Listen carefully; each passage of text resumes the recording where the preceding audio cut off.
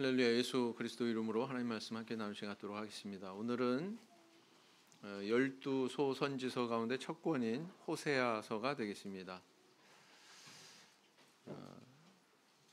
제가 오늘 단기 신학을 오전에 이제 강의를 마치고 왔거든요. 어제 특별한 만남이 있었습니다.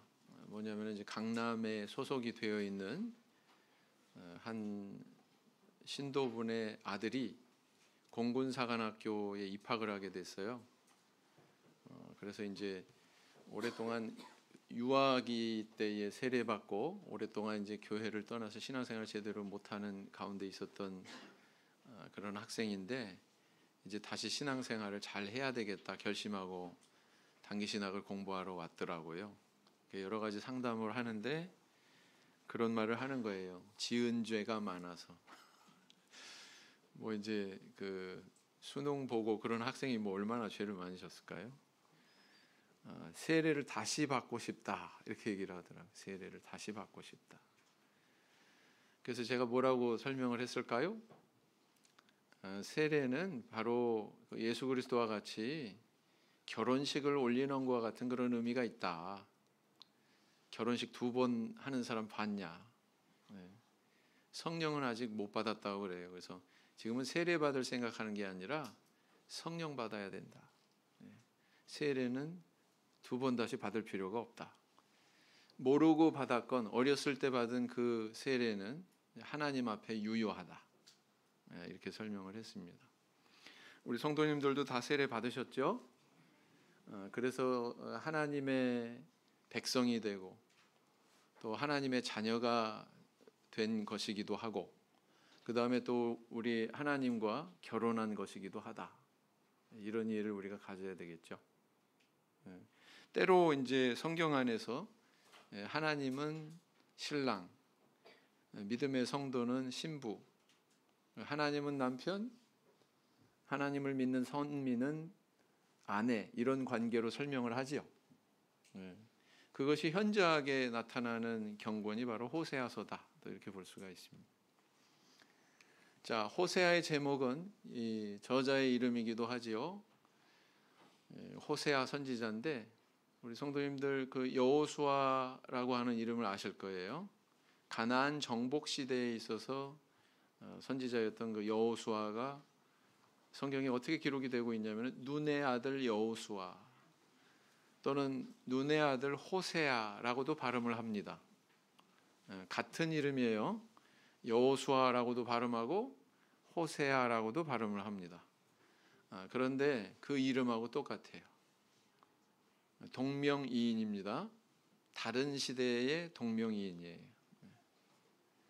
자, 이 뜻은 여호수아의 의미가 그렇듯이 역시 이 호세아의 이름도 여호와는 구원이시다 이런 뜻을 담고 있습니다. 한글 성경도 그래서 이 선지자의 이름을 그대로 차용해 가지고 경건의 이름으로 명명하고 있죠. 본서 안에는 저자가 호세아라고 스스로 내증하고 있습니다. 스스로 증거하고 있습니다. 어떻게 소개하고 있습니까? 부에리의 아들 호세아 이렇게 그 소개를 하고 있는데, 이 선지자는 북왕국 이스라엘에서 출생했고 북왕국에서 활동합니다. 당연한 거 아닌가요? 이렇게 질문할지 모르겠는데, 이와 그 상대적인 그런 관계에 있었던 아모스 선지자는요, 남왕국에서 태어났는데 북왕국에 가서 활동한 선지자입니다.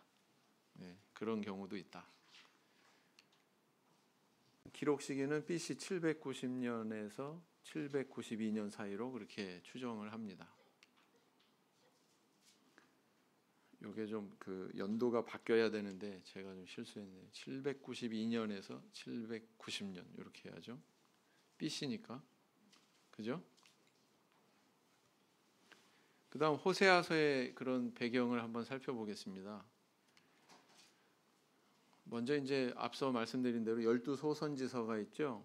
호세아서부터 쭉 말라기까지 12소선지서라고 하는데, 그 가운데 이제 첫 번째로 위치를 하고 있는, 편집되어 가지고 위치하고 있는 그런 경건이다라는 겁니다. 호세아 선지자는 어느 시대에 태어나고 활동을 했느냐? 북이스라엘의 가장 번영기라고 할 수 있는 여로보암 2세 시대 때 그때 활동을 했습니다. 그 통치 말기부터 멸망 직전까지 활동한 인물이 바로 호세아다 이렇게 볼 수가 있습니다. 이렇게 번영기를 구가할 때 막 비판하는 그런 목소리 내고 그러는 사람들이 좋아해요, 안 해요?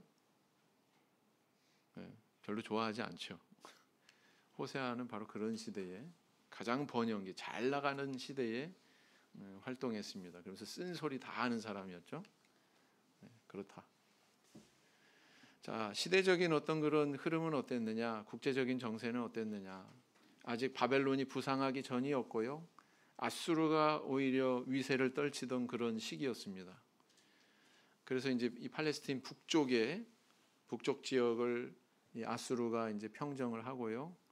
애굽하고 이제 굉장히 그런 경쟁을 하는 관계에 있었다. 이집트하고 이렇게 볼 수가 있습니다. 근데 이제 이 북쪽을 이렇게 평정한 다음에 그 바로 밑에 있는 가나안 땅까지 이렇게 공격을 해옵니다. 그래서 BC 748년에 불이라고 하는 이름의 이 아수르 왕이 첫 번째로 침공을 하고요. 또 15년 뒤에 디글랏 빌레셀 3세라고 하는 또 왕이 두 번째로 침공을 합니다. 마치 남유다 같이 이렇게 3차에 걸쳐서 침공을 받습니다. 그리고 그 남유다와 같이 그 3차 침공을 통해서 북왕국이 멸망을 하게 되지요. 자, 이런 여러 차례의 침공이 있는 것은 오늘날 우리에게 어떤 교훈을 주고 있을까요? 메시지를 던져주고 있을까요? 우리에게도 우리 하나님께서 보내시는 경고의 순환이 있어요. 그렇죠? 경고의 어떤 환란이 있습니다. 그러면 그런 것이 다가올 때에 우리는 귀를 쫑긋 세우고 눈을 부릅뜨고 잘 분별해서 거기에 대처를 해야죠. 믿음으로. 거기에 둔감하면 안 됩니다. 이스라엘 백성들은 어땠어요? 이렇게 여러 차례 침공을 받고 마지막에 3차를 통해서 멸망하기까지 못 깨달았어요. 그러니까 이제 이런 일을 당한 거죠.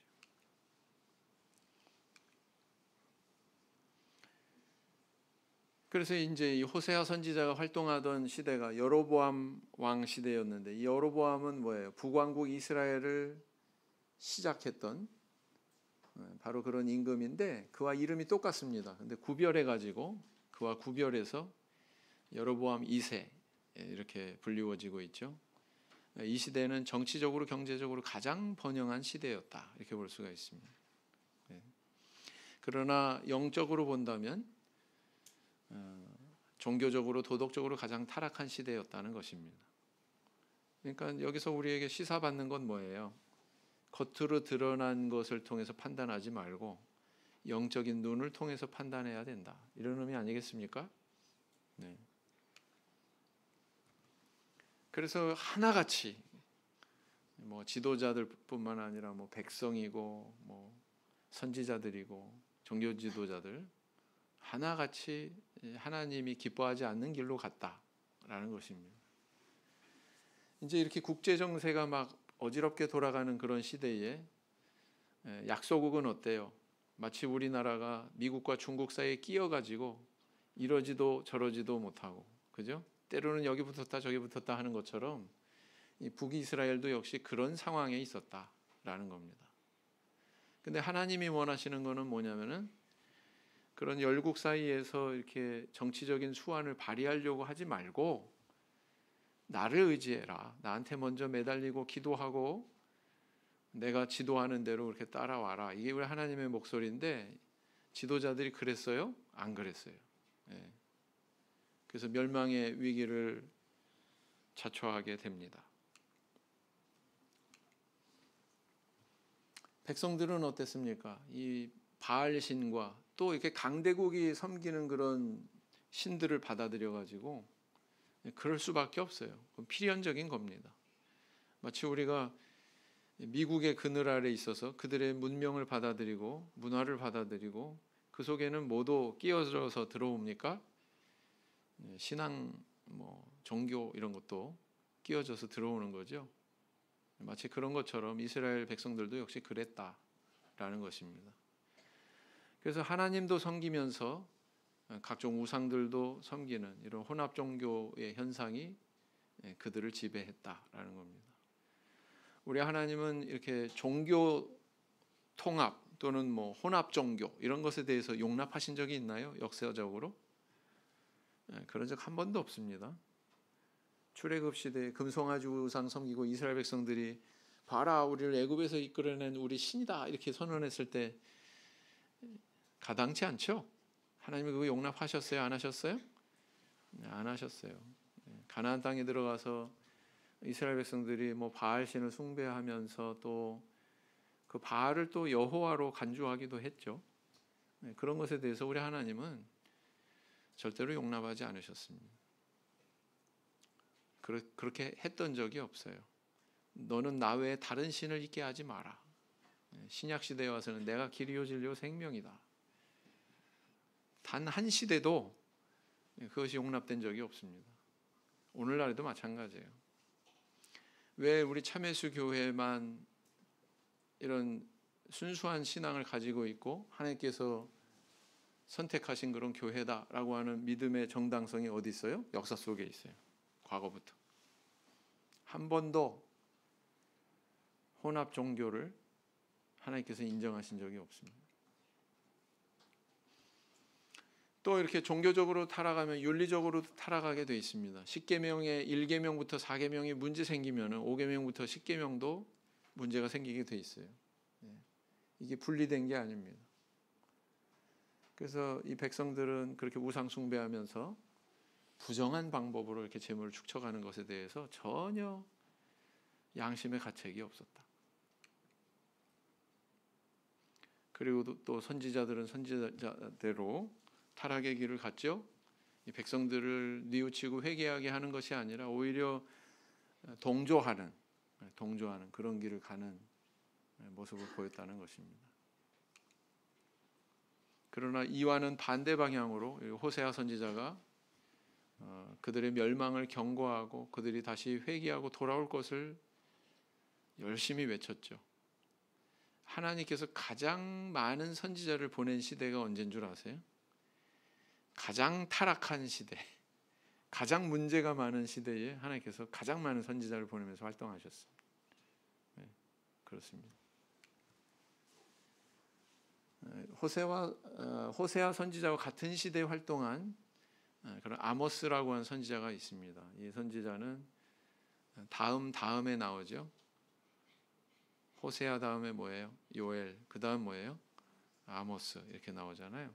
같은 시대에 활동하는 선지자인데 좀 특징이 있습니다. 호세아 선지자는 주로 하나님의 사랑을 부각시키는 반면 아모스 선지자는 주로 하나님의 공의를 외쳤다라는 점에서 좀 대조가 되죠.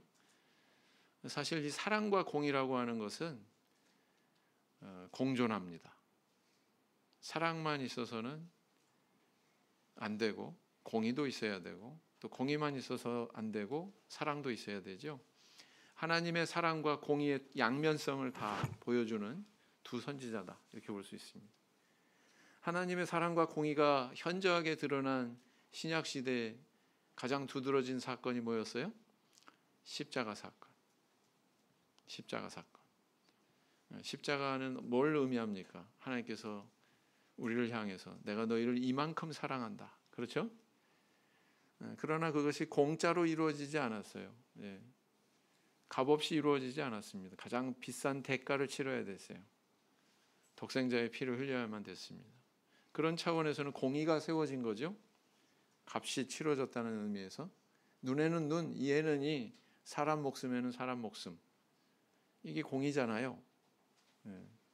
그러니까 예수님이 그래서 인간의 몸을 입고 이 땅에 오셔야만 되고 그 문제를 해결하기 위해서 제물이 되셔야 됐다라는 것입니다. 그래서 사랑과 공의가 가장 현저히 드러난 사건이 바로 십자가다. 이렇게 얘기할 수 있습니다. 호세아 내용은 1장부터 14장까지 내용인데 1부와 2부 크게 이렇게 두 부분으로 나누어서 보시면 될 것 같습니다. 그래서 1장부터 3장은 바로 호세아의 결혼과 출산을 통한 이스라엘 백성을 향한 예언의 내용을 담고 있습니다. 하나님께서 명령하셔요. 호세아에게 야, 너 가서 음란한 여인 고멜과 함께 결혼해라.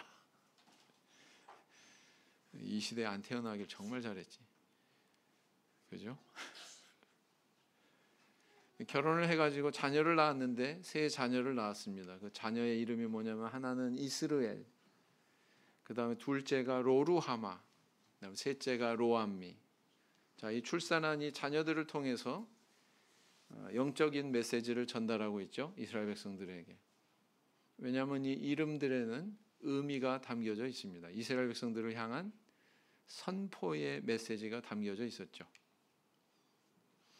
그러나 이렇게 그 부정적인 것만 말씀하지 않으시고 1장 말미에 가서는 내가 내 백성이 아니라고 한 그들을 내가 백성이라고 할 것이다 라고 하는 미래에 대한 예언을 또 던져주고 있습니다. 호세아 자녀들 이름의 뜻이 뭘까요? 이스라엘은 하나님께서 흩으신다. 로루하마, 은총을 입지 못한다. 그 다음 로암미는 내 백성이 아니다. 로라고 하는 게 붙으면은요, 이건 부정어입니다. not 또는 no, 아니다, 없다, 뭐 이런 뜻이에요. 그래서 루하마 그러면 은총을 입는다 이런 뜻인데 루하마 이게 붙어서 은총을 입지 못한다 이런 뜻이 된 거고요. 암미는 내 백성이다 이런 뜻인데 로가 붙었으니까 로암미는 내 백성이 아니다 이렇게 이런 의미를 담고 있다는 거죠. 이스라엘 백성들을 향해서 이걸 선포한 거예요. 자녀들의 이름을 통해서 하나님께서 흩으실 거야. 자녀들 이름이 불려질 때마다 이스라엘 백성들을 향한 메시지가 막 선포되는 거죠. 그렇죠? 참 이 자녀들은 또 무슨 죄가 있어가지고 이 시대에 안 태어나길 참 잘했지. 그죠? 우리 좀 전 세대 분들은 뭐예요? 뭐 자녀들 이름을 좀 함부로 지었죠.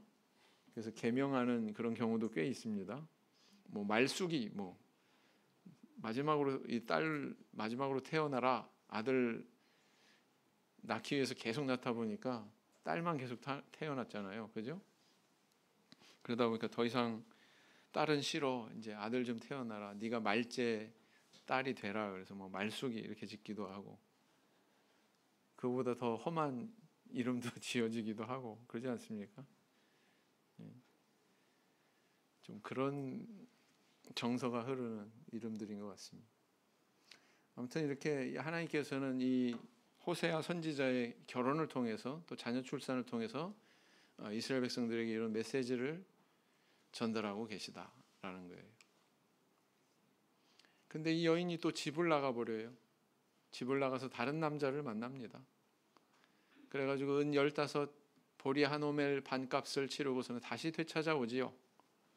이쯤 되면 오늘날은 어떻게 해요? 도장 찍죠. 그죠? 도장 찍지 않습니까? 근데 하나님께서 명령하셔서 다시 데리고 와라. 그리고 사랑해라. 이렇게 명령하십니다. 자, 이 음란한 이 아내 고멜은 뭘 상징하고 있어요? 우상 숭배에 빠진 이스라엘 백성들을 상징하고 있는 겁니다. 그래서 호세아 선지자의 이런 결혼을 통해서 맺어진 그 부부 관계를 통해서 이 선민을 향한 하나님의 심정을 표현하고 있다. 이렇게 볼 수가 있습니다.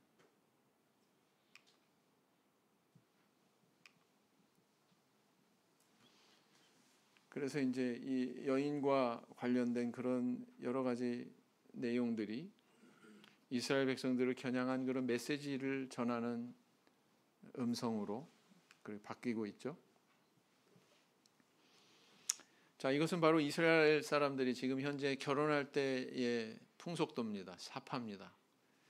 뭐 이렇게 그늘막 같은 걸 저렇게 해놓고 있죠. 저걸 뭐라고 그러냐면 후파라고 그래요. 후파. 저건 뭘 의미하느냐? 하나님의 임재의 장소인 성막을 상징합니다. 이 후파가 의미가 있어요. 하나님의 성막 또는 성전뿐만 아니라 가정도 어떤 곳이다? 하나님이 임재하시는 곳이다. 이런 의미가 있죠. 신약 시대에 와서 우리는 가정을 뭐라고 그래요? 지상 천국이다. 이게 잘못 운영이 되면 지상 지옥이 되죠. 가정이. 네. 할머니 할아버지가 그 퀴즈 쇼에 나와서 하는 말이 있다고 그러잖아요. 그죠? 네. 할머니 뒤에 감추어 놓은 글자를 보고 뭐라고 써 있었어요? 천생연분. 그러니까 할아버지가 손짓발짓 해가면서 당신하고 나 사이, 그러니까 원수 아니 네 글자, 당신하고 나 사이 평생 원수 그랬다고. 하나님께서는 가정을 어떻게 설계하셨어요? 지상 천국으로 설계하셨어요. 정말 이 가정을 통해서 천국을 맛보고 천국을 연습하고 공부하는 그런 장으로 삼으셨습니다. 그래서 이걸 우리는 잘 운영해야죠. 이거 잘못 운영하면 정말 지상 지옥이 됩니다. 이스라엘 사람들의 결혼이 어떻게 이루어지는지에 대해서 살펴보겠습니다. 평소보다는 동영상이 조금 깁니다. 뭐라?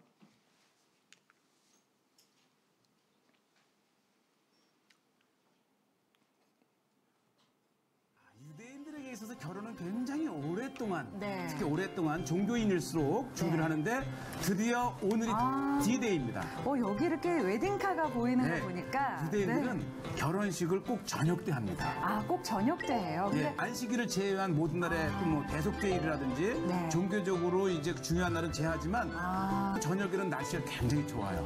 그렇군요. 자, 그래서 이제 허락을 받고 특히 종교인들의 이제 결혼식을 저도 이렇게 참석을 하는데 이야, 정말 화려합니다. 왜냐하면 유대인들이 결혼을 할 때 이 크투바라고 하는 이 결혼 계약서가 있습니다. 결혼 계약서요? 그러니까 이름, 또 당사자, 그다음에 날짜, 장소뿐만 아니라 사실은요, 이 결혼 계약서는 유대인의 아주 오랜 전통인데 이 여성을 보호하기 위한 그러니까 이 여성에게 내가 어떻게 해주겠다라고 하는 내용들을 가능하면 구체적으로 적습니다. 그러니까 서약서 같은 거네요. 혼인 신부의 모습이 보이는데요. 네, 아침 신부 19살이에요. 그렇게 어려요? 네, 신랑은 22살. 기도하지요. 종교인입니다.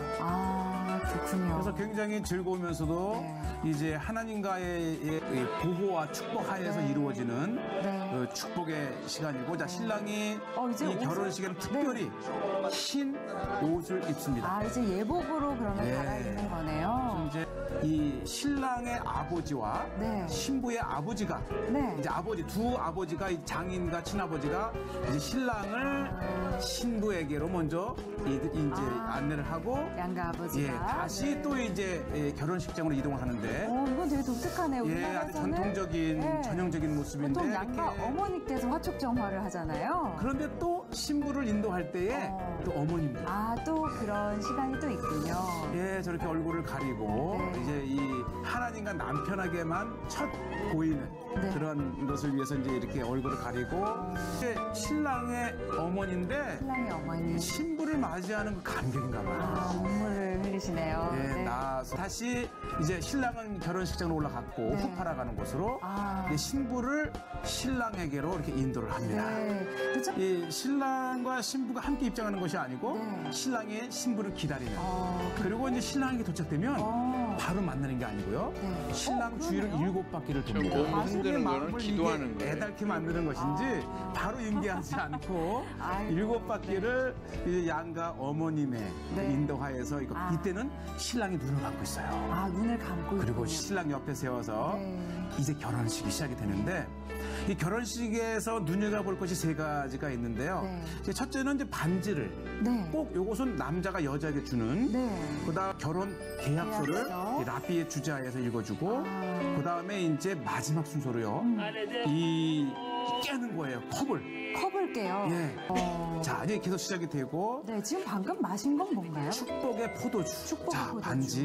네, 반지. 이것은 아까 남자가 말씀하신. 여자에게 네. 이제 여자를 데려온다는 네. 그 예물을 남자만 줍니다. 근데 독특하게 검지 손가락을 이렇게 대고 있네요. 저희는 보통 약지 그렇죠. 손가락에 끼잖아요. 이거 슬쩍 끼는 거죠, 이제. 이렇게 해서 이제 내가 받았다. 네. 이게 지창금을 받았다는 뜻이에요. 지창금을 받았다. 네. 그다음에 이제 신랑에게 이 준비된 기도문을 읽고 네. 이것은 이제 탈리트라고 하는 네. 기도술이죠. 예. 기도할 때 이렇게 두르는 쇼리기도 후파라고 하는 것입니다. 합니다. 후파. 이게 굉장히 중요해요. 네. 유대인들은 후파에서 꼭 결혼식을 하게 돼 있어요. 그 저 위에 있는 게 지금 후파. 예, 이것이 이제 시편에 있는 말씀에 보면 네. 저것이 신방.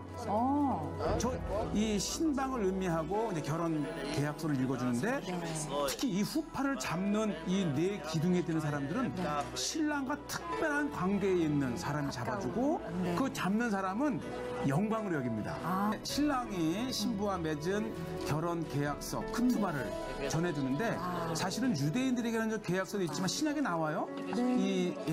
자, 요것이 이제 컵인데요. 은박지에 이렇게 결혼을 싸서. 이제 하는 마지막 순서에 힘차게 깹니다. 그러면 저게 깨야 이제 결혼식이 마지막 마무리가 됩니다. 신랑 신부의 방입니다. 방해하지 마세요. 헤드를 핫한 칼라 나로 마프야. 이게 뭐냐면 결혼 직후에는 신랑 신부가 아무도 만나지 않고 골방에 들어가서 한 15분 정도를 기도를 해요. 그 결혼 직후에는 이제 하나님과의 만남의 시간을 두 부부가 갖습니다. 저희 결혼식에 또 하나 떼놓을 수 없는 것이 이제 춤이에요, 춤. 정말 이 앞에서 보시죠. 맛있는 음식을 차려놓고 온 모든 신부들이 자 보세요. 이 신부가 그냥 열심히 즐겁게 온 힘을 다해서 춤을 추는데 이 춤추는 모습 보세요. 이 춤에는 이 어린아이에서부터 할아버지 이름까지. 제가 이걸 촬영하면서 이게 정말 유대인들의 결혼이구나. 친구들이면 친구들, 어른이면 어른, 친척이면 친척. 보통 이제 한 7시에 시작이 되면 저녁 먹을 때쯤 되면 10시가 됩니다. 10시가 되면 11시, 12시, 저는 이제 한 11시면 오는데 보통 1시, 2시까지 춤을 추면서 새벽까지. 예. 유대인이라고 다 이렇게 결혼식 하는 거 아니고요. 유대인 가운데 극보수 정통 종교인 그들의 이제 결혼 풍속도거든요.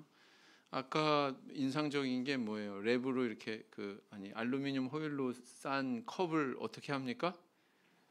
발로 콱 밟아가지고 깨죠. 그거는 이제 돌이킬 수 없다. 깨졌다. 깨진 것을 다시 돌이킬 수 없는 것처럼 이제 이 맺어진 부부 관계는 돌이킬 수 없다. 이런 의미를 담고 있다는 거죠. 그렇습니다. 자, 그래서 이제 유대인들이 이렇게 결혼식을 하는 걸 살펴봤고요. 자, 호세아 선지자가 활동하던 그 여로보암 왕 시대에 어땠다고 그랬어요? 풍요롭다고 그랬죠? 가장 번영을 구가하던 그런 시대라고 그랬는데 그것을 대변하는 음식물이 있습니다. 그게 바로 뭐냐면 건포도 빵이에요. 이 빵을 만들기 위해서 소요되는 재료는 뭐예요? 밀이 있어야 되고 또 사이에 이제 건포도가 들어간 걸 보니까 포도 농사도 있어야 되고 그렇죠? 물질적으로 풍요롭고 번영하고 그러면은요 요리 같은 게 발달합니다. 음식 문화가 발달하게 돼 있어요. 그래서 대표적인 이 시대의 풍요를 표상하는 음식물이다 이렇게 볼 수가 있죠. 호세아 3장 1절에 보면 이런 말씀이 있어요. 읽어보겠습니다. 시작. 여호와께서 내게 이르시되 이스라엘 자손이 다른 신을 섬기고 건포도 과자를 즐길지라도 여호와가 그들을 사랑하나니 너는 또 가서 타인의 사랑을 받아 음녀가 된 그 여자를 사랑하라 하시기로 그랬습니다. 얼마나 기가 막혔을까요? 이 명령을 받은 호세아 선지자가. 자, 2부의 내용, 다시 말하면 4장에서 14장까지의 내용은 이 호세아 선지자가 북왕국에 대한 9편의 예언을 주고 있는데 이게 시의 형식으로 이렇게 주고 있습니다. 그래서 이 내용은 전체적으로 간략하게 정리만 할게요. 북이스라엘을 향한 멸망에 대한 예언, 멸망에 대한 예언 나와 있고요.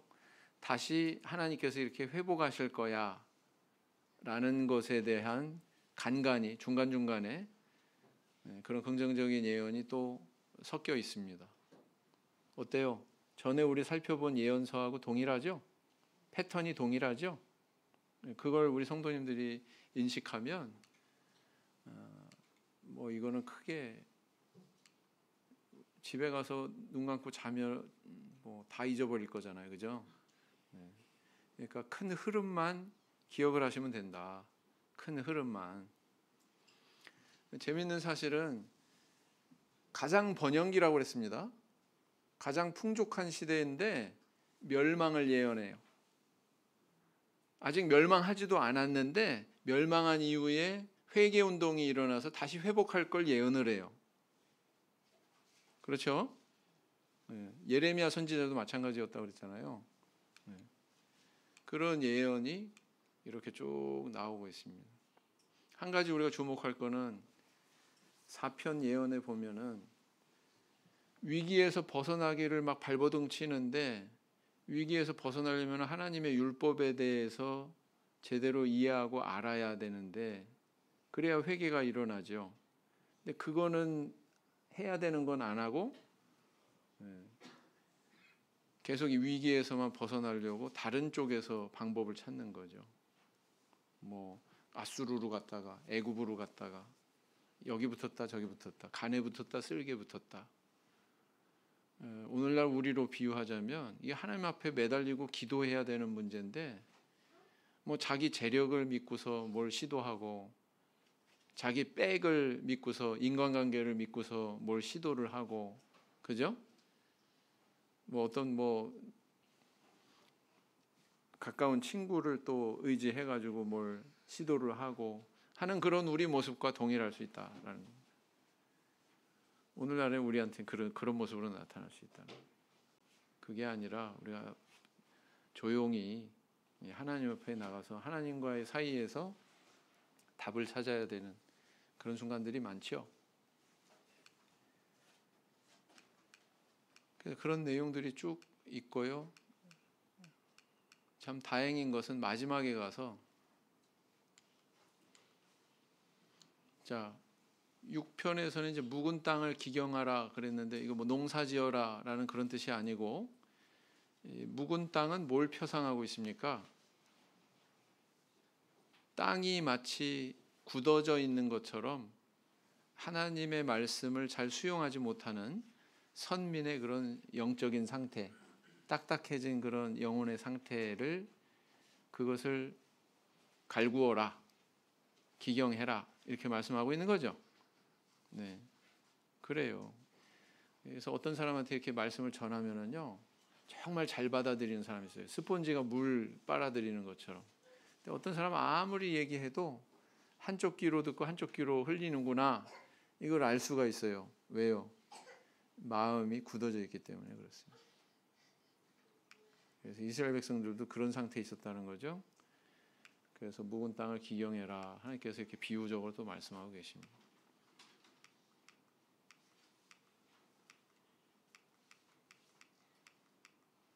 구편에 가서는 선민의 회복에 대한 약속이 나오고요. 긍정적인 내용으로 끝나고 있습니다.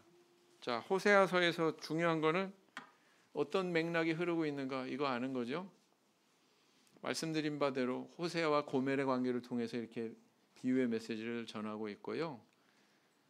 또 한 가지 중요한 게 여호와를 알아야 된다. 힘써 여호와를 알자. 이 메시지입니다. 그분에 대해서 모른다는 것은 뭐예요? 나에 대해서 모른다는 거예요. 하나님을 아는 만큼 우리는 우리 자신을 알게 돼 있습니다.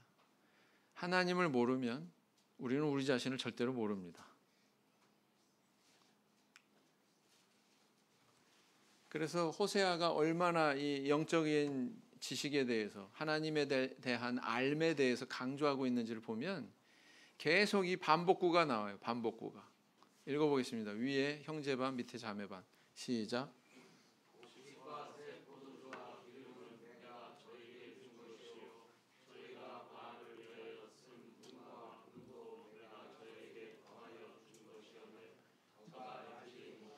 마지막 부분에 저가 알지 못하도다 그랬잖아요. 근데 또 5장 4절에 뭐라고 기록하고 있어요? 시작.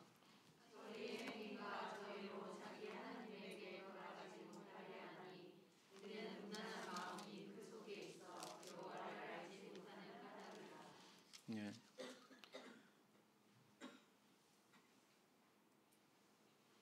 2장 20절 이건 성경을 찾아보세요. 성경을 찾아보시면서 여기에는 안 나와 있는데 2장 20절에도 진실함으로 내게 장가 들리니 내가 여호와를 어떻다고요? 알리라 그렇게 기록하고 있죠. 4장 1절 하반절에도 뭐라고 기록하고 있어요? 하나님을 아는 지식도 없고 이렇게 얘기하고 있죠. 그 다음 6절에 뭐라고 했어요? 내 백성이 지식이 없으므로 망하는도다. 내가 지식을 버렸으니 나도 너를 버려. 이렇게 기록하고 있죠. 14절 마지막 부분에 뭐라고 써 있어요? 깨닫지 못하는 백성은 패망하리라. 이렇게 돼 있죠. 그 다음 이제 5장 4절에는 또 이렇게 여호와를 알지 못하는 까닭이다. 원인을 이렇게 짚고 있잖아요. 또 6장 3절 형제 반 밑에 자매 반 시작. 여호와를 알자 힘써 여호와를 알자 그의 나오심은 새벽빛같이 일정하니 비와 같이 땅을 적시는 늦은 비와 같이 우리에게 임하시리라 하리라. 자매 반 나는 인애를 원하고 제사를 원치 아니하며 번제보다 하나님을 아는 것을 원하노라. 그 다음 7장 9절에도 또 나와요. 형제 반 자매 반 이렇게 읽겠습니다. 시작. 저는 이방인에게 그 힘이 삼키웠으나 알지 못하고 백발이 얼룩얼룩 할지라도 깨닫지 못하는도다. 자매 반 그러나 내가 에브라임에게 걸음을 가르치고 내 팔로 안을지라도 내가 저희를 고치는 줄을 저희가 알지 못하였도다. 계속 나와요. 못 깨닫는다, 모른다, 알지 못하도다. 뭐 이 표현이 계속 나옵니다. 이렇게. 그게 호세아서의 특징이다. 그래서 이런 영적인 무지에서 벗어나야 된다라는 것을 호세아 선지자는 계속 전하고 있는 겁니다. 그래서 이 내용들을 분류해서 교훈들을 뽑아 보면은요, 여호와를 떠나서 다른 신을 섬기면 안 된다. 그와 관련된 내용을 이렇게 쭉 서술하고 있고요. 그다음 하나님의 은혜를 모르면 이런 길로 가게 된다. 음란한 자식들을 낳고 하나님이 흩어버리시는 그런 길이 있게 되고 긍휼히 여기지 않으시고 내 백성이 아니라고 선포하시고 이렇게 된다. 내용보다 형식만 중요하게 여긴다 라는 거고요. 기부화 시대는 어느 시대일까요? 기부화 시대 같이 폐기하게 된다. 사사 시대를 얘기합니다. 사사 시대. 그 다음 또 세 번째, 하나님의 은혜를 저버리면 이렇게 징벌하신다. 이렇게 쭉 나와 있죠. 그 다음 네 번째는 힘써 여호와를 알자. 아까 그 맥락에서 우리가 짚어봤듯이 이게 호세아서에서 굉장히 부각되는 그런 메시지죠. 참 감사한 것은 그래도 이렇게 그 단기 신학에 참석해서 많은 청년들이 이렇게 하나님 말씀 하나님 알려고 노력하는 그런 모습이 너무나도 대견하죠. 이렇게 기도에 인도하고 막 이런 모습 보잖아요. 어쩜 저렇게 말을 잘하지? 나는 저 나이 때 저런 말 했었나? 쉽게 참 잘해요. 그리고 생각하는 것도 과거 그 연령대 청년들보다 훨씬 더 성숙하고 발전했구나 이런 것들을 많이 느끼거든요. 감사하죠? 또 이번에 온라인으로 단기 신학을 했는데 우리 교회가 교회 규모에 비해서 참석자가 참 많아요. 네, 참석자가 참 많아서 완전히 수료해야 그 수료한 명단에 올라갈 수가 있거든요. 근데 참 많은 분들이 출석도 90% 이상, 네, 그리고 뭐 과제도 다 제출하고, 그래서 이렇게 수료하시는 걸 보면 참 대단하시다. 더욱 많이 힘쓰시면 될 것 같습니다. 예.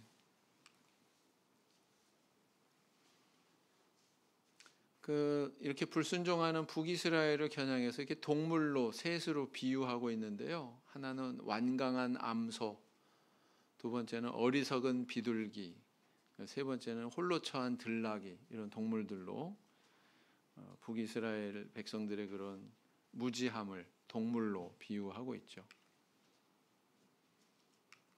지나가겠습니다. 그 다음 다섯 번째는 이스라엘에 대한 하나님의 회복이 선포되고 있다. 사실 이게 소중하죠. 그죠? 하나님께서 당신의 백성 버리시는 게 아니라 다시 또 회복할 수 있도록 그렇게 인도하실 것이다. 이렇게 말씀하고 있다는 사실입니다. 오늘 여기까지 살펴봤습니다. 묵상기도 하시겠습니다.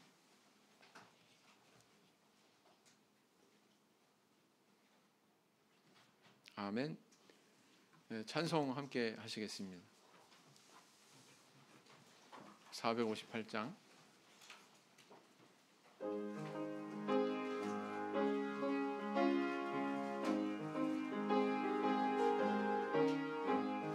주의 친절한 발에 안기세 우리 마음이 평안하리니 항상 기쁘고 복이 되겠네. 영원하신 발에 안기세 주의 발에 그 크신 발에 안기세 주의 발에 영원하신 발